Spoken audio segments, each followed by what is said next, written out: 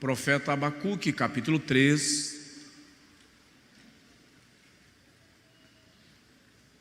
Quantos encontraram? Levante a Bíblia.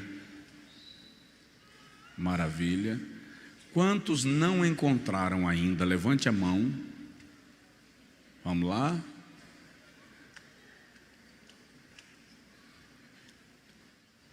Não é um texto que a gente lê com frequência, né? Aí vira uma batalha.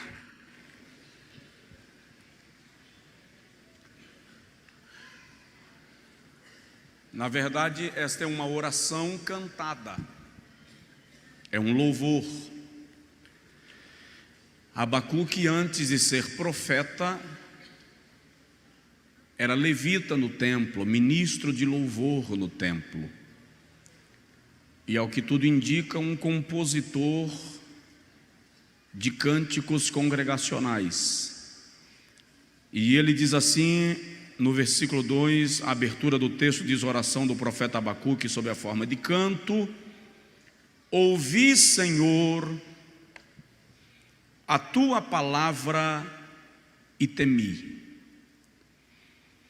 Aviva, ó Senhor, a tua obra no meio dos anos. No meio dos anos, a notifica.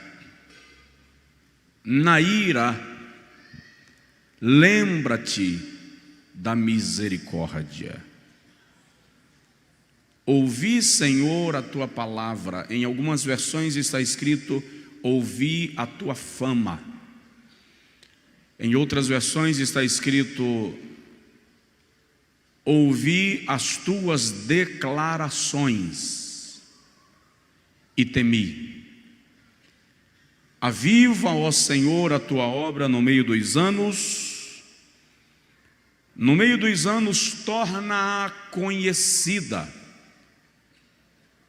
Na ira, lembra-te da misericórdia. Diga amém. E diga comigo assim: Senhor, eu preciso ouvir a tua voz e receber a tua palavra. Fala comigo. Amém. Queridos, nós estamos numa noite de celebração da ceia do Senhor. Eu já disse que entendo que este culto é um congresso, deve ser visto como uma festa. Prepare o seu melhor louvor. Se este for o caso, escolha uma roupa, lembrando que você vem para um banquete com um amigo do noivo. Porque o jantar que no Antigo Testamento se dava e que na Santa Ceia faz correlação, era aquele jantar em que o amigo do noivo ia visitar a noiva para reafirmar o compromisso do noivo com ela e testificar o compromisso dela com ele. Eu gostaria de falar nesta noite sobre avivamento. O avivamento que precisamos é o tema que eu quero compartilhar com você. No contexto pentecostal brasileiro, muito se fala em avivamento, poder de Deus, dons espirituais, derramamento do Espírito Santo, manifestação de Deus, enchimento do Espírito Santo. Abacuque, como eu disse, era cantor no templo de Jerusalém, em Judá, e, ao que tudo indica, compositor de cânticos congregacionais. No entanto, Abacuque está vivendo numa época de alguns desvios espirituais e de alguns infortúnios morais por conta do desvio de Judá. A idolatria, a rebeldia e a impenitência do povo de Judá estava incomodando o coração de Abacuque, e ele começa a clamar por uma intervenção divina. De repente, no capítulo 2 do livro, Abacuque tem uma visão. E na visão, Abacuque vislumbra hordas compostas de soldados que vêm em direção a Judá. Já era o exército de Babilônia que caminhava em direção à terra dos judeus para estabelecer o cativeiro, depois de exterminar a maior parte da população de Judá, destruir o templo, levar os utensílios do templo para a Babilônia. E quando Abacuque está clamando pela intervenção divina e vê esse acontecimento que se daria em Judá, então ele clama e diz: Senhor, na ira, lembra-te da misericórdia. O que Abacuque está dizendo é: ainda que o Senhor decidiu punir o teu povo, no exercício desta justiça e desta punição, não nos retire a tua misericórdia. Por quê? O profeta Jeremias vem dizer posteriormente lá em Judá, no capítulo 3 das Lamentações, que as misericórdias do Senhor são a causa de não sermos consumidos, porque as suas misericórdias não têm fim. E nesta oração, clamando por misericórdia, Abacuque diz: aviva, ó Senhor, a tua obra no meio dos anos. No meio dos anos, torna a tua obra conhecida, manifesta a tua obra. Esse é o pedido de Abacuque. Porque Abacuque sabia que a misericórdia nos poupa da morte, mas só o avivamento nos traz de volta à vida. A misericórdia pode nos livrar da destruição, mas só o avivamento pode nos levar à construção. E é nesta convicção e nesse pedido que Abacuque diz: aviva a tua obra e tem misericórdia de nós. Interessante, a palavra avivamento não consta no texto sagrado. Constam sinônimos de avivamento, porque avivar significa trazer à vida, reativar, realçar, tirar da inércia aquilo que se encontra em estado de demência ou de dormência. Isto é avivamento. Qual é a razão, qual é o cenário de Judá que leva Abacuque a clamar por um avivamento espiritual? O texto sagrado diz, lá em Ezequiel, e o contexto histórico é o mesmo, capítulo 32, que o povo havia abandonado os mandamentos do Senhor. Nós precisamos clamar por avivamento quando os mandamentos do Senhor já não são importantes praticados na nossa vida diária. E o texto de Ezequiel, e repito, o contexto histórico é o mesmo, revela que o Senhor dá uma caminhada em Judá. Ele vai na corte, procurando alguém que ele pudesse contar para utilizar, para usar no avivamento. E na corte o Eterno não encontrou ninguém. Os príncipes, os nobres estavam com as mãos manchadas de sangue. Então o Senhor vai ao templo, na expectativa de que no templo sacerdotes e levitas pudessem ser instrumentos de um avivamento, mas o texto diz que os sacerdotes e os levitas ofereciam no altar de Deus manjares detestáveis. Então eles também não serviam para avivamento.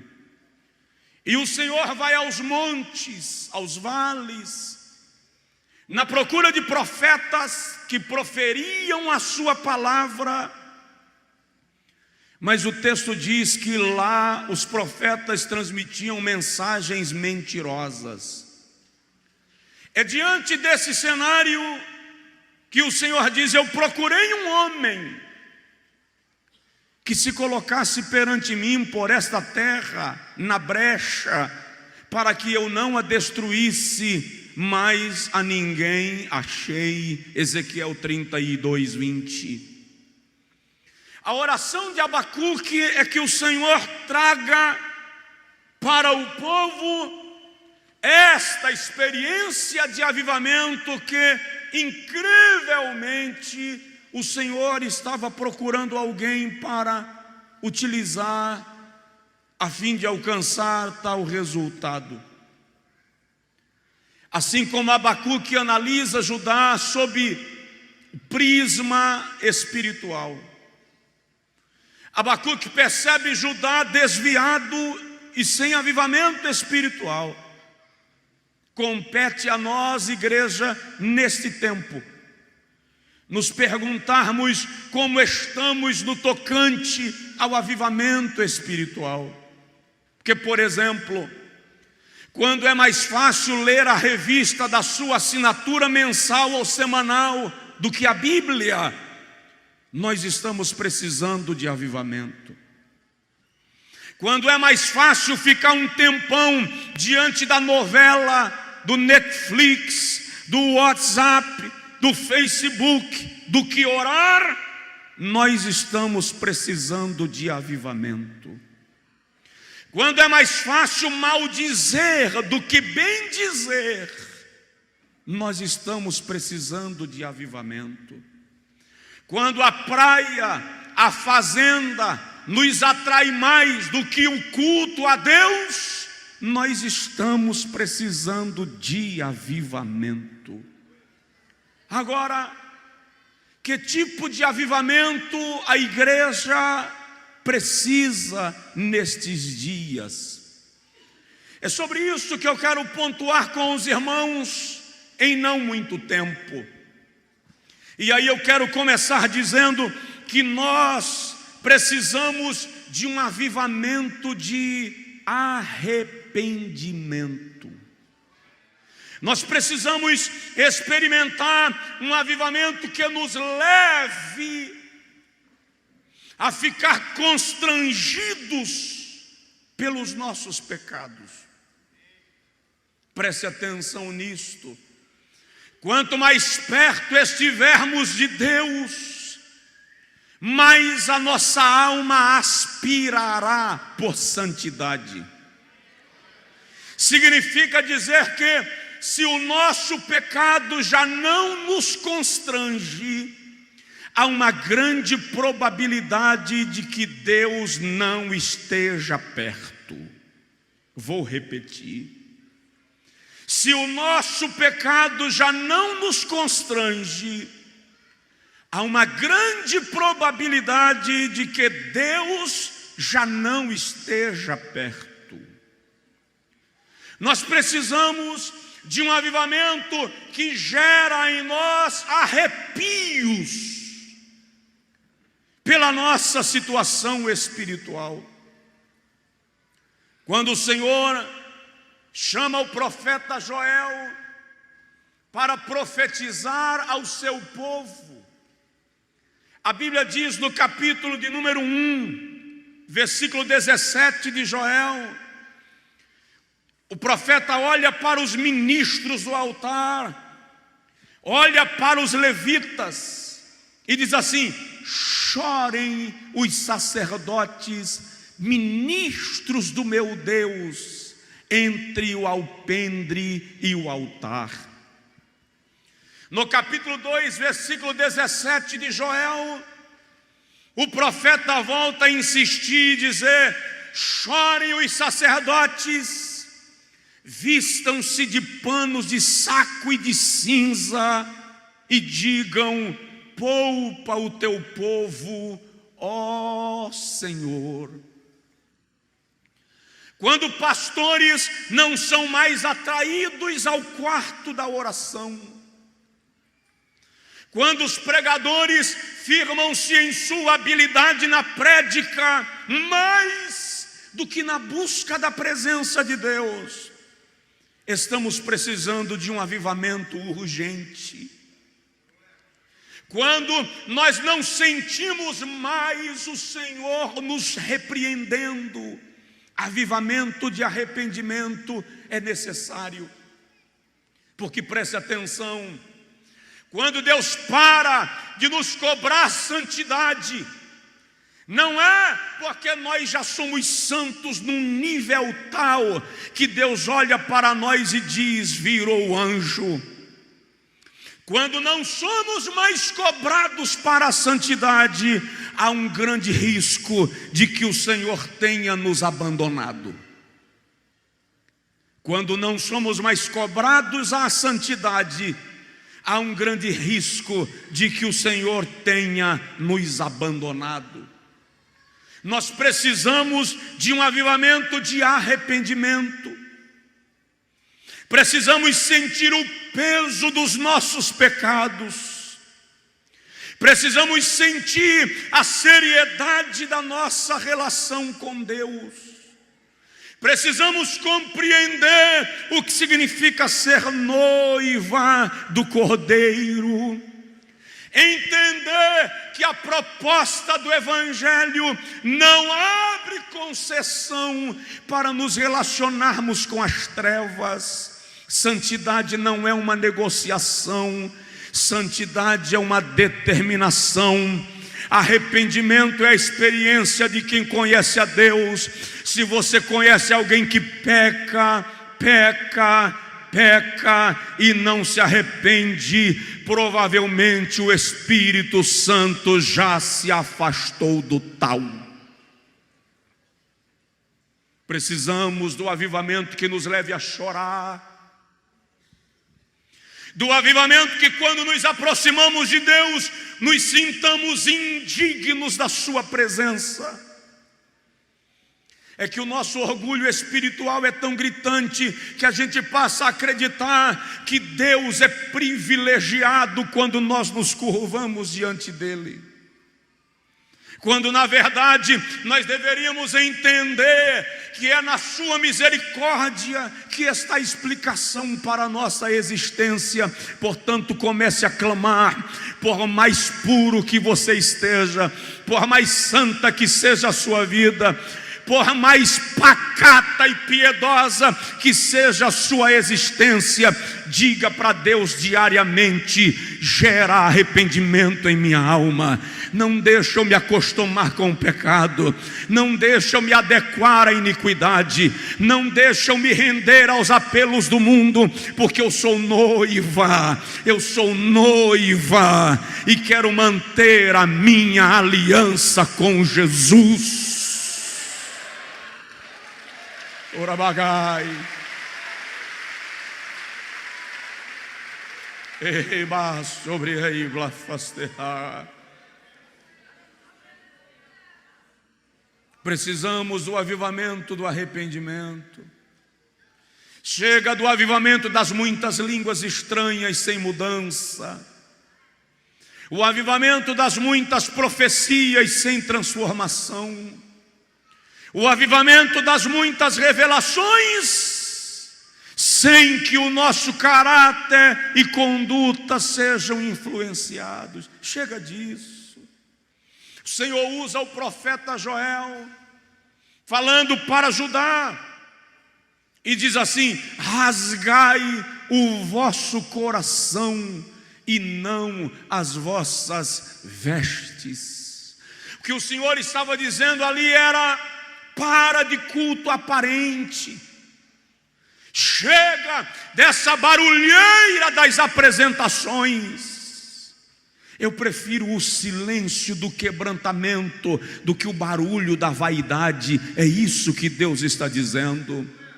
Eu prefiro um quebrantamento silencioso do que um barulho orgulhoso. É isso que Deus está dizendo. Eu quero que o vosso coração seja tocado pela minha presença, diz o Senhor. Segundo lugar, o avivamento que nós precisamos é um avivamento que começa pela liderança do povo de Deus. Ontem nós tivemos aqui a reunião da liderança, a Santa Ceia Geral de Liderança, e é incrível, lá vai, segura lá, que tem líderes que não vêm no sábado porque já tem culto no domingo, e ir para a igreja 2 vezes seguidas é desnecessário. Tem alguns que, se vieram no sábado, não vêm no domingo porque já tomaram ceia no sábado. Queridos, se quem está na linha de frente do trabalho não entender que precisa estar na vanguarda do rebanho, o que se fará do projeto de Deus? Vejo Deus olhando para nós, ouço o Espírito Santo gemendo por nossa causa e dizendo: eu quero levantar na minha igreja gente comprometido com o meu reino, gente que quer o meu reino não pelo altar, não pelo sucesso, não pelo renome, não pelo reconhecimento, não pelo cargo, não pela credencial, mas pela minha glória que é insubstituível na igreja.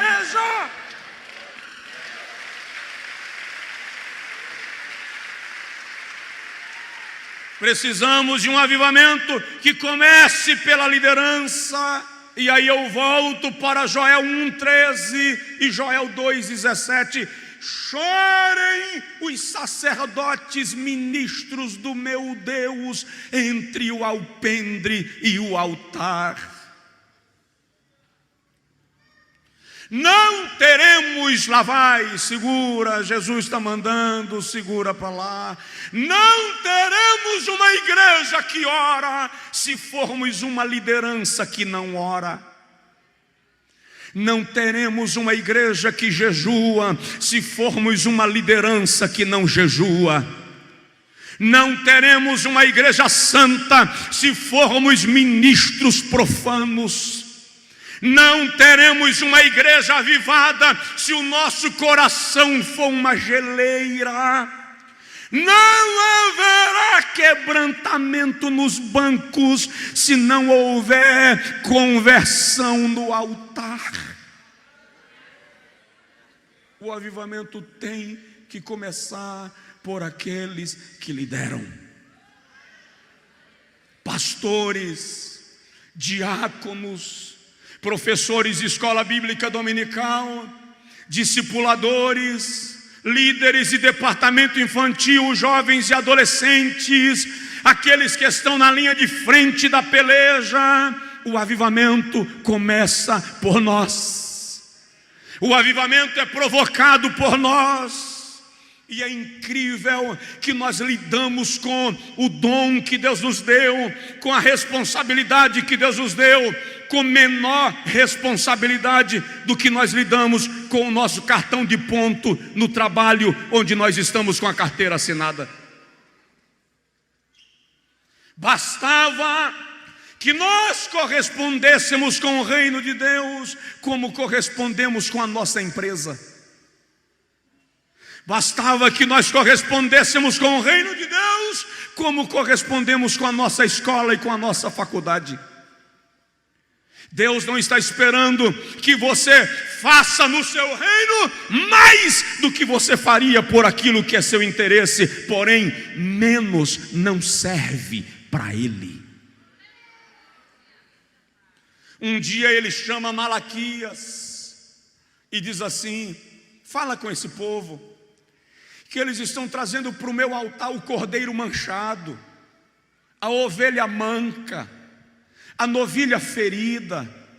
Diz para eles o seguinte: que eles peguem esse cordeiro manchado, esta ovelha manca e esta novilha ferida, e levem para dar de presente ao governador deles e ao rei deles.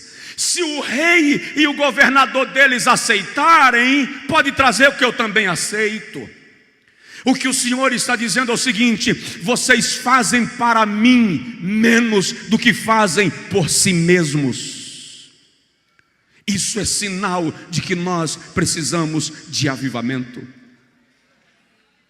É sinal de que estamos fora, completamente fora da rota. Estamos aquém da responsabilidade que Deus nos deu. Estamos em dívida. Dá um toque no irmão do seu lado e diz para ele: estamos em dívida com Deus.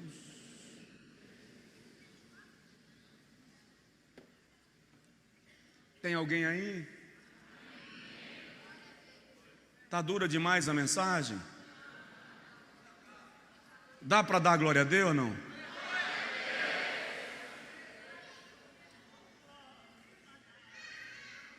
Precisamos de um avivamento de arrependimento. Segundo, precisamos de um avivamento que comece pela liderança. Pastores têm que ser avivados. Se nós nos congelarmos, queridos, a igreja congela. E como o Espírito Santo é dono da igreja, para ela não congelar com a gente, o Espírito Santo faz ela passar por cima. Porque a igreja não pode congelar.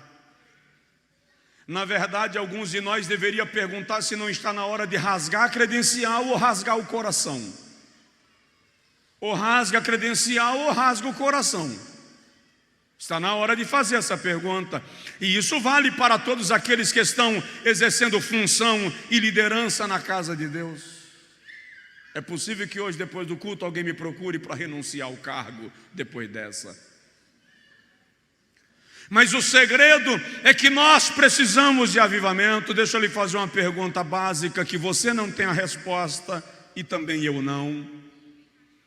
Por quantos demônios você passou de casa até a igreja hoje?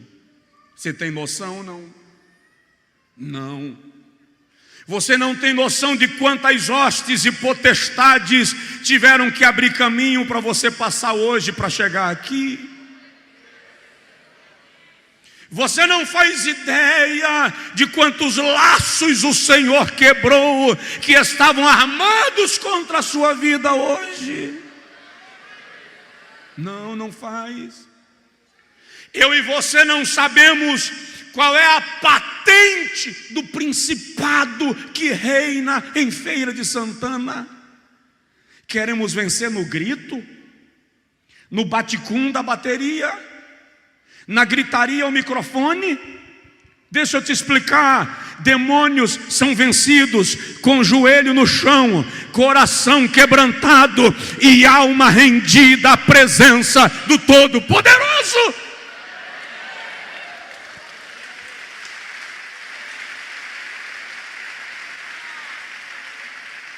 Terceiro lugar, precisamos de um avivamento de prioridades. Faz uma análise sincera e você vai ver, desculpa a expressão que eu vou usar, que a nossa lista de prioridades é uma porcaria. Queremos Deus em tudo, mas não queremos que Ele seja Senhor em quase nada, só naquilo que nos importa. Não poderemos querer que as bênçãos nos cheguem se nós não queremos que o Deus que abençoa permaneça perto. Mateus capítulo de número 6, versículo 33, o Senhor Jesus diz assim: buscai primeiro o reino de Deus e a sua justiça, e essas coisas, todas essas coisas vos serão acrescentadas. Mas buscai primeiro o reino de Deus. Quando a igreja em Jerusalém começou a crescer, houve uma demanda, Atos 6, porque já não havia tempo para dar assistência à mesa dos órfãos e das viúvas. Então Pedro reúne o grupo apostólico e diz assim: separemos diáconos que cuidem das questões materiais da igreja, e nós, versículo 3, nos dedicaremos à oração e ao ministério da palavra. Para pregar para você hoje à noite, eu preciso orar, senão eu vou lhe trazer comida requentada. Para lhe abençoar com palavra de Deus na terça-feira, eu preciso me dedicar à palavra, senão eu vou lhe trazer pão duro.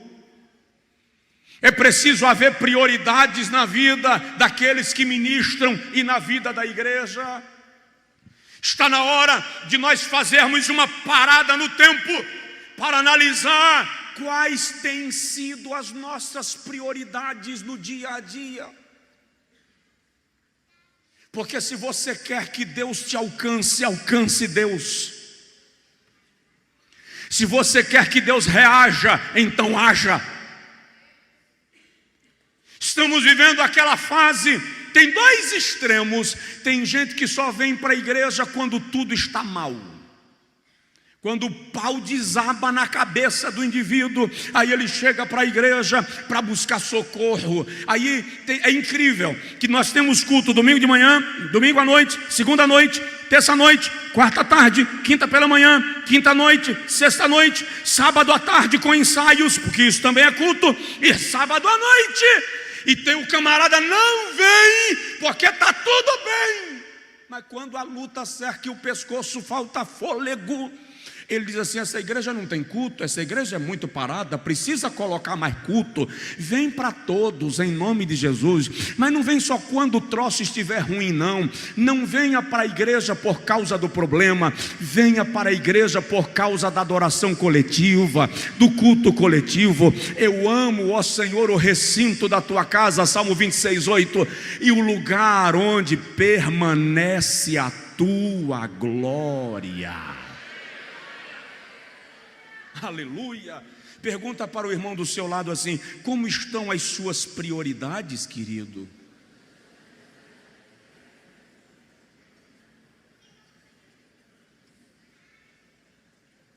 Precisamos desse avivamento. É incrível como nós somos dependentes dos avivamentos dos congressos, dos avivamentos dos retiros, dos avivamentos dos encontros festivos. De repente precisaríamos fazer uma festa toda semana para ter avivamento. Mas a proposta de Deus não é esta.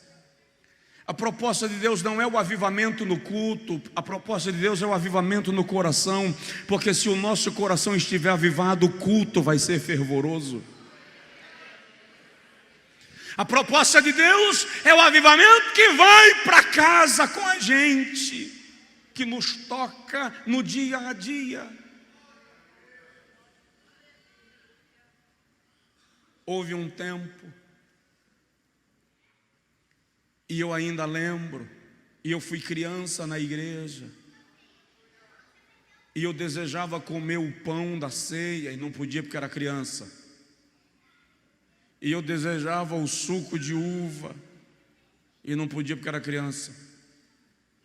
Por isso que nós estabelecemos aqui a ceia do fortalecimento com os nossos pequenos.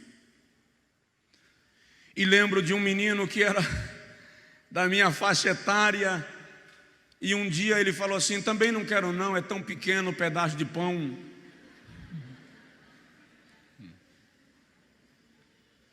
E lembro de irmãos comendo o pão misturado com lágrimas e embolado com línguas espirituais.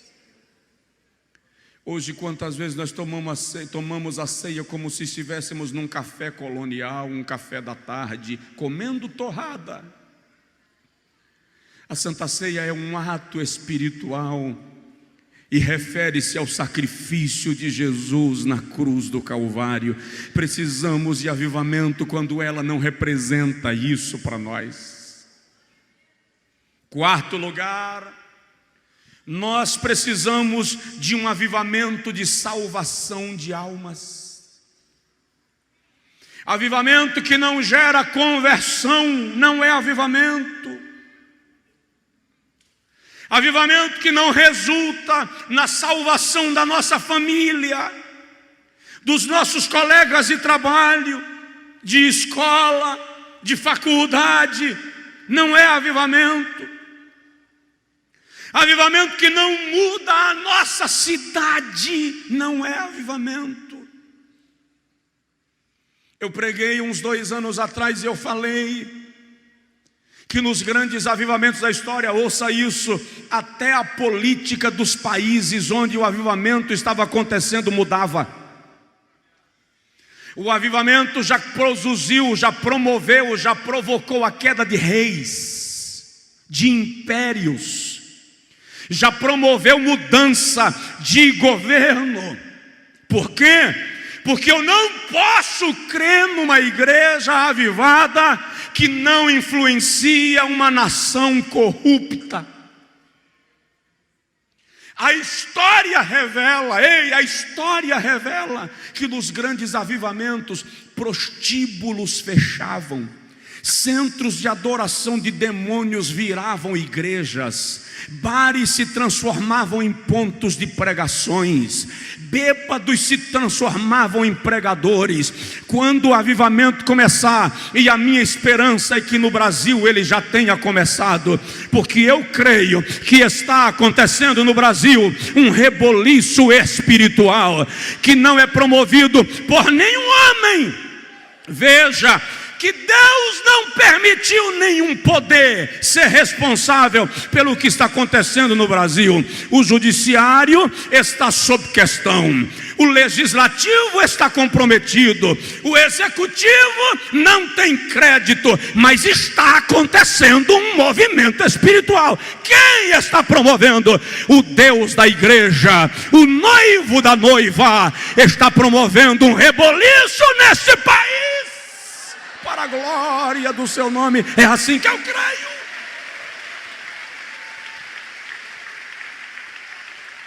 Para quem foi esse aplauso? Para quem foi esse aplauso?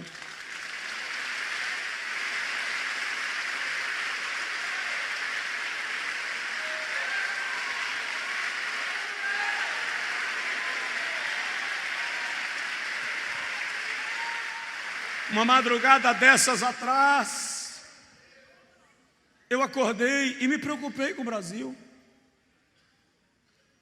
Brincadeira, não tem linha de sucessão.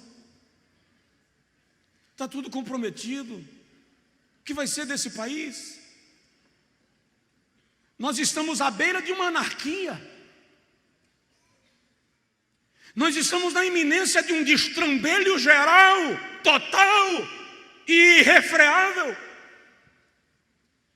Aí, enquanto a minha angústia ia crescendo e a minha aflição ia aumentando, o Espírito me trouxe ao coração: se essa revolução não está sendo causada pelo executivo, se não está sendo provocada pelo judiciário, se não está sendo provocada pelo legislativo, Não há uma revolução aí acontecendo, porque existem conjecturas, pressuposições de revoluções armadas, mas ela não vai acontecer. Ouça o que eu estou dizendo, ela não vai acontecer, porque Deus não vai permitir derramamento de sangue nesse país.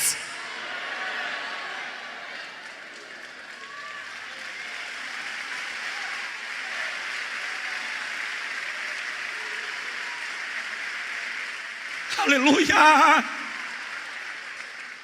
Aí o prefeito de uma capital, conversando com um ex-presidente, disse assim: eles são crentes. E o ex-presidente disse: eles pensam que são enviados de Deus. Sabe o que está acontecendo? Deus está usando a noiva, o noivo está usando a noiva. Alguma coisa vai acontecer. O processo é humano, tem erros no processo humano, tem falhas e tropeços no processo humano, mas Deus está movendo esta nação para uma direção. Yong Shou disse um dia que o Brasil é um leão adormecido, e quando esse leão acordar, o mundo inteiro iria ouvir o seu rugido. O Senhor está começando a provocar o leão, está começando a futucar o leão, porque é tempo de avivamento, é tempo de avivamento. Quem crê da glória, quem recebe da glória, é tempo de avivamento, é tempo de avivamento. Aleluia!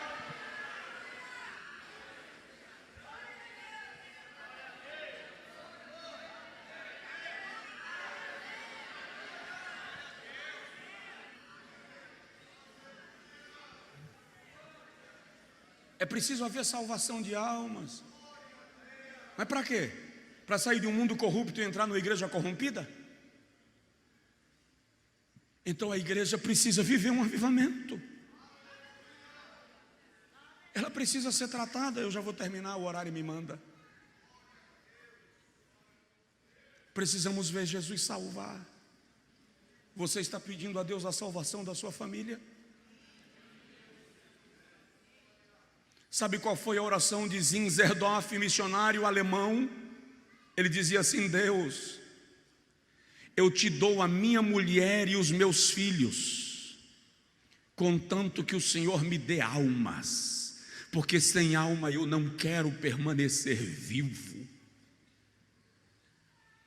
A oração de John Knox na Escócia, quando John Knox chegou na casa de um pastor para pregar naquele fim de semana, e o pastor lhe ofereceu a janta, que Knox rejeitou, pregou à noite. Depois da janta, o pastor lhe perguntou se ele iria jantar, ele disse não.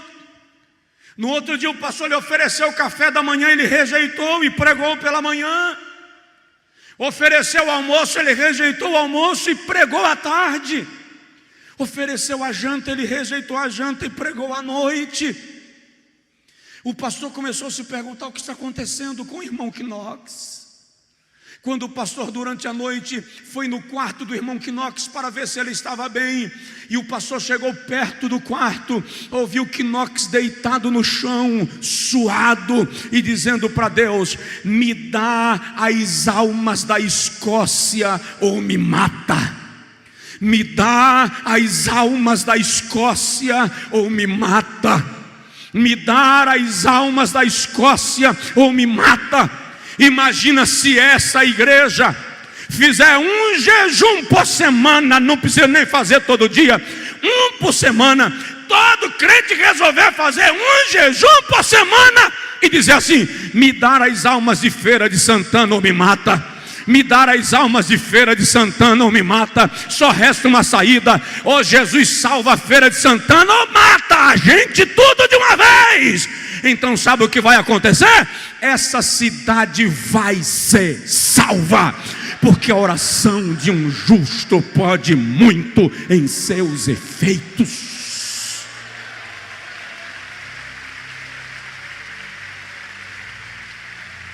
O que está faltando? Quem aqui aguenta fazer pelo menos um jejum por semana? Levanta assim a mão, sinceramente. E você está fazendo? Não, por quê? Quem aqui tem coragem de, a partir de hoje, na hora de dormir, ajoelhar e dizer assim: Senhor, me dá as almas de Feira de Santana ou me mata? Queridão, nós vamos provocar um avivamento nessa cidade.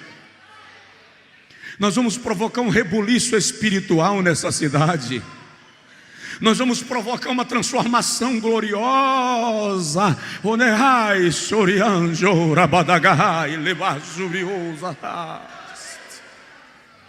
Está na hora de mudar. Está na hora da igreja mudar. Fica de pé, por favor, eu tenho que parar. Senão a gente passa do horário demais da conta e eu não quero passar.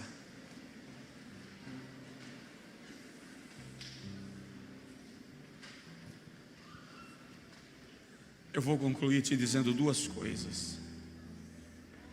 Nós precisamos de um avivamento de milagres. Nós precisamos que os milagres voltem. Nós precisamos que as manifestações extraordinárias de Deus voltem. Por quê? Porque a Bíblia diz que os discípulos partiram pregando o Evangelho e o Senhor testificava com os sinais que se seguiam. Então por que eu preciso de milagre?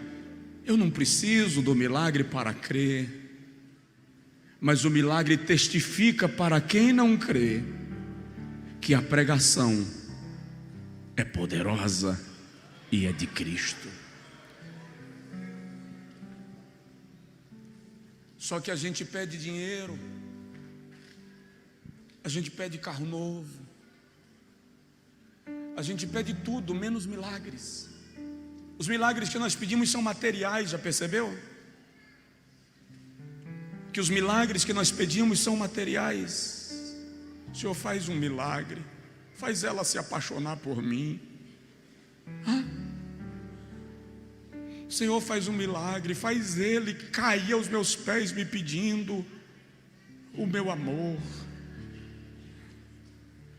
Deus, eu joguei 100 cupons na caixa do sorteio no shopping, faz um milagre, me dá aquele carro.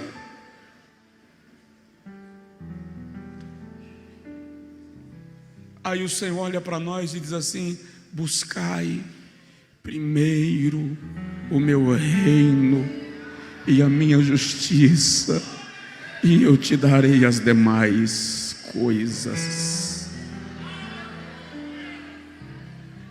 Ei, show é bastei para Surião Choragá. Nós precisamos do milagre da cura divina, da reversão dos quadros. Nós precisamos do milagre da cura de alma. Nós precisamos do milagre da salvação do marido ruim, ou do maridaço, mas que ainda não foi tocado pela graça de Deus. Diga para Deus: eu quero um avivamento de milagres. Eu quero um avivamento de cura, de poder sobrenatural. Eu quero a estéril engravidando.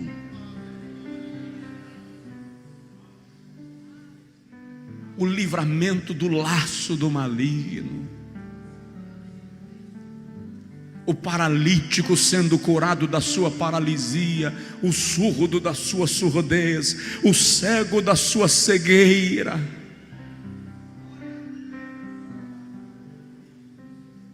A igreja tem que pedir. Se ela pedir, o Senhor não lhe omitirá. Levante assim a sua mão comigo e diga comigo: Senhor, dá-me milagres. Aleluia. Glória a Deus. Eu compreendo, às vezes eu consigo ouvir o Espírito Santo dizendo assim: quero a minha igreja na minha presença. Quero a minha igreja na minha presença. Quero a minha igreja na minha presença.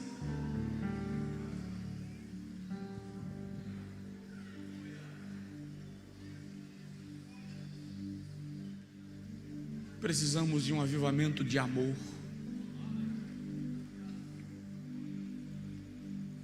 Porque se a motivação não for o amor, então ela não glorifica a Deus.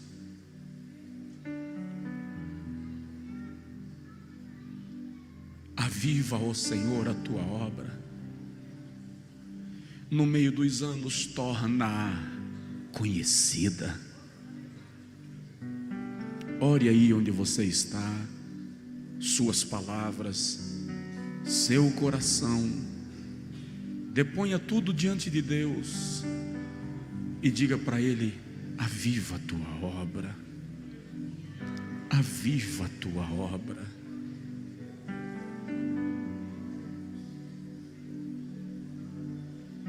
Aviva a tua obra.